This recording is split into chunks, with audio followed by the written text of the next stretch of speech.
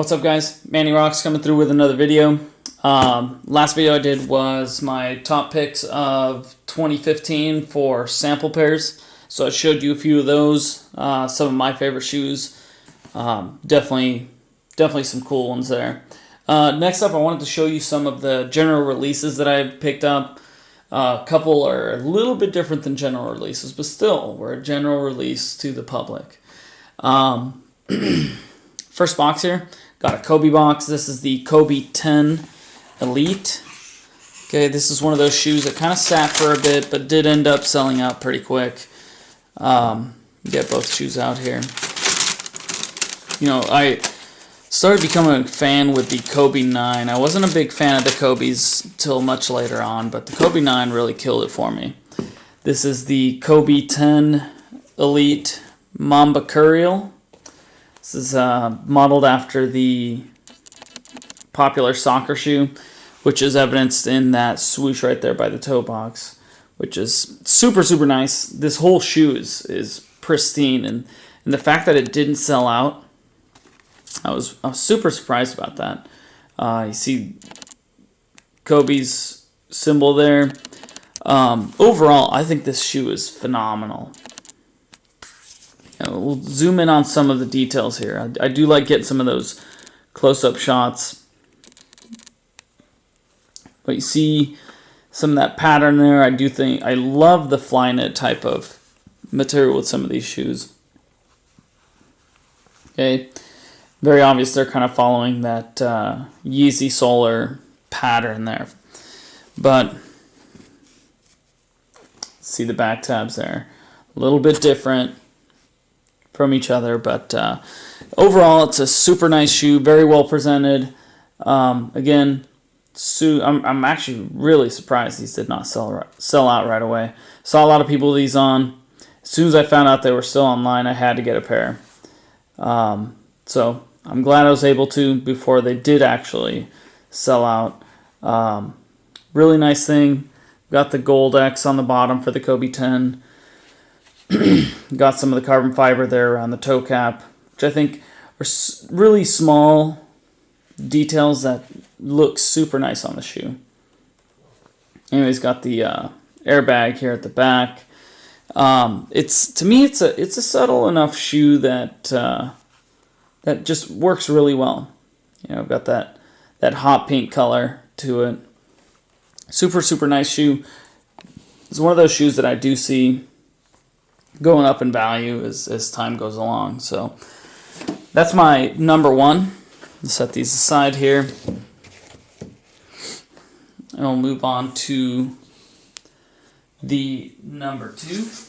You guys, these are some of the cops that I got here in 2015. They may not have released in 2015. Actually, I think all of them did, though, so we're pretty safe there. Next up is the shattered backboards.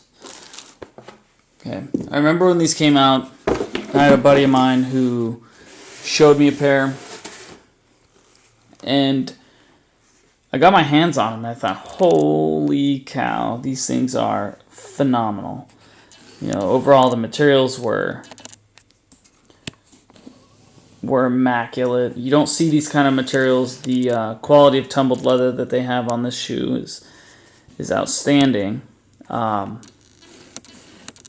that thing to focus there. I gotta go away a little bit.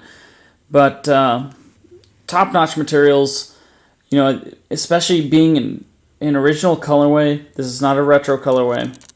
Obviously after the shattered backboard from Michael Jordan, but you see the materials here are super, super plush. Very nice plush leather. See some of that there. And you just don't see that with some of the newer Jordan shoes. You know, it's super nice. So I absolutely fell in love with the shoe. I'm not a big orange fan. Never have been. Do like the Beavers, but not a fan of the color orange. But the way they did this shoe was, to me, kind of paying honor to the classic Jordan Chicago colorway. Okay. And yet giving it a good spin. I mean, you see that wrap around the toe box there is all black. Got the orange toe box there, and then the white panel and the orange. So it's got elements of a very classic shoe, yet it's certainly not an original colorway, but I think Jordan Brand really hit it out of the park on this one. Again, another shoe that I see just going up in value as time goes on. This is kind of a weird shoe because it started off really, really high value, and then things kind of simmered down, and then it started to creep back up, and it's held pretty steady now. I'm kind of seeing prices creep back up again, so it's probably because this is, in my opinion, the highest quality shoe we've seen all year from Jordan Brand, aside from some of the special releases. But as far as the general release, I mean, this is up there. So super glad to have that shoe. This is the other one right there. Obviously comes with the extra laces. Would have been cool to see some wax laces. I'm always a big fan of wax laces, but overall, I can't complain about the shoe. Super, super nice. Go on to the next one. This is the Cyber Mondays. You talk about a shoe that was slept on, and give me a second as I pull these shoes out of the box here. But I was more or less a little disappointed on the sale of this shoe. I thought this was supposed to be pretty hot shoe. I certainly think it's a really nice shoe. I don't think the leather's up there with the shattered backboards, but this shoe definitely holds its own in terms of its quality and its colorway. I'm always a fan of the simple colorways. I think I did a review vid on these against some shattered backboard, or I'm sorry, not shattered, but against some Lux XBs that had a similar midsole, didn't have the same outsole, had a black outsole, white midsole, and way better leather than these. But still, I can't complain about this shoe. This is super, super nice. You see that? I mean, got great detail all around. Got that white bottom. Still got to throw these on. It's just one of those shoes I don't want to wear in the rain. I keep feeling like if I wear these once in the rain, that white outsole is going to look just like the top part of the shoe. But either way, really, really nice quality shoe. I'm just kind of surprised it didn't quite sell out. Although, shoes are a tricky thing, just like the stock market. It's hard to predict whether it's going to hit off or not. To me, this is a great shoe. I do see the value on these coming up as people's interests kind of go towards other things and these become less attainable. I think part of it is, these were very attainable during its release. I never really try and hit on some of the releases that come out, but this is definitely one that I decided, hey, you know what? Let me just go for it and see if I can strike on that release, and I totally did. It took about an hour for my order to go through, but I got my size 7.5, which it's not the easiest size to get, even with how easy this shoe was to get. So I was super stoked to get it. So that was honestly my first release that I've actually struck on the sneakers app. By and large, I usually stay away from the releases and just pay the resale price on a lot of these shoes because it's just easier to do that. But those are the Cyber Mondays. Next up is going to be the somewhat general release, somewhat not.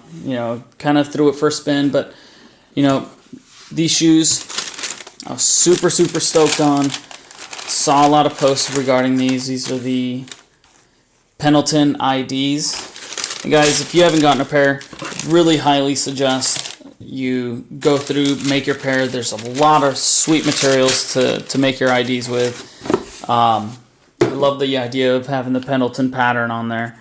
And I just kept seeing more and more guys going through and designing their own pairs. So I thought I'd give it a try. This was a pair I got myself for the holidays. Obviously, it's got that Pendleton tag right there, which to me just kind of blows it out of the park for me. Super nice detail that Nike did on this shoe. And obviously you can see some of the Pendleton pattern around that I did for the quarter. Did a denim swoosh, the Nike Pendleton pattern here on the toe box and the wraparound there as well. And then a bit of an off-white sole on the bottom with the off-white matching laces on top. So I think Nike did awesome in giving us this option to ID with a lot of the different options in terms of materials. I didn't put any leather on this pair. I don't know. Part of me thinks maybe I should have. Part of me thinks no. This is a dope looking shoe regardless. So at $170, you know what? This ID is badass. Super cheap. You know, most of the other IDs I see are quite a bit more expensive, so I think these were a must-have. So those are the Nike Pendleton IDs. Like I said, if you haven't gotten a chance to play around with some of these, you definitely should. They got some good patterns going on there. So get on it. I mean, I was super happy. I saw a lot of pictures of guys posting their pics, and you know, I just had to make a move on them. Next up, see the box there? It's another ID. You've already seen a review of it on these if you follow me at all. But these are another pair of Pendleton IDs. Okay, we'll get both shoes out here. You know, after the first pair, I noticed guys using some of the leather materials for the Pendleton IDs, and they were phenomenal materials, for lack of a better word. They were excellent. And so I thought, you know what? Do a little hybrid Pendleton with the leather. And so I got the Pendleton inner for the sock liner. That Pendleton tab, obviously. And got some of that sail color fabrics with the Pendleton toe box. And you look at the leather on these, and you know, I just wish we saw this kind of material on some other shoes. But you know, I'm glad they put it on these Pendletons. But that's kind of what convinced me to go ahead and make a move on these. So I knew we don't see that material very often, and so if we can get it on an ID, may as well move. Again, $170. If you haven't checked these out on Nike.com, you know, put together some IDs. If you like the colorway, go ahead and make a move on them. Honestly, I thought these came out awesome. I put them on the picture, put them together, and I thought, you know, maybe I kind of mulled over a couple days, and finally I pulled the trigger on them. Threw a gum sole on them instead of black. I actually originally did a black sole on them, but couldn't get away from that gum sole, and I think that was a really cool accent on those. This is the other shoe there. Once again, the materials on this shoe are unmatched. If I zoom in on that, you can see that the leather there is excellent. So top grade materials. I think Nike really did us a favor in giving us the option for these Pendleton IDs. I think everybody should go out and make a pair. I actually get stoked to see somebody else's creations. One of the greatest things about Nike IDs is that you can see other people kind of putting together their little collaboration, their own spin on a shoe. And there's a ton of options to do so. So this is my personal creation along with the black pair. Both, I think, came out excellent. Obviously, some of the consistent colorways with that sail color, but you know, I could not be happier with how these came out. They're two opposites. I mean, obviously, there's my night and day right there. Okay, between those two shoes, very happy with the way they came out, and yeah, hopefully I'll be making some more in the future. Those are my two Pendletons, and guys, that wraps up my top 5 for 2015. Next up, I'll likely do a top 5 originals for 2015. Get a little insight onto what OGs I picked up that I enjoy the most. Okay, so recap. Got the Mambacurials, Kobe 10. Got the Shattered Backboard, Jordan 1. I'm a huge Jordan 1 fan. There's one shoe that I absolutely can't let go of. It's the Jordan 1, so got the Shattered Backboards, got the Cyber Mondays. First time I ever struck on Nike Sneakers app, so gained a little bit of faith in that app up until I did miss out on those PSNYs. Got the Pendleton ID Air Max 1s, and then another Air Max ID Pendleton 1 edition with that Pendleton inner liner. Okay, which I think they did an excellent job at. Okay, and there you have it, guys. Let me know if you enjoy.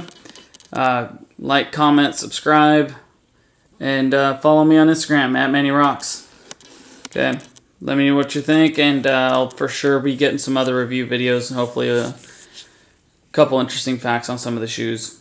All right, guys. Thanks for watching. Take care. Bye.